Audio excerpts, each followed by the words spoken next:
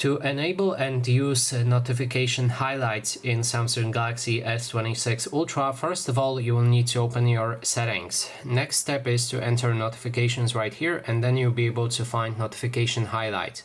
Now there's two options inside. First thing is prioritize notifications. You can enable or disable it, and basically what it does, it's an AI tool that will try to prioritize notifications based on your behavior. So AI will learn which notifications are important for you, and that way place those notifications on the top section on notification bar. So this is the first option, and the second option, it may be more interesting.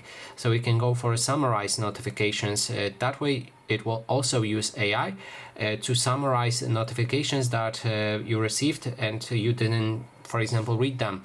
So you will have one big notification with everything summarized. For example, if before we show you the example, it only works for conversation apps. So if there's multiple people writing to you, you will get one big notification saying that somebody wrote this and this to you, and somebody wrote this and this to you. So you don't need to read those entire conversation. But keep in mind that this is AI, so it can make mistakes, and the data that it will provide may not always be accurate.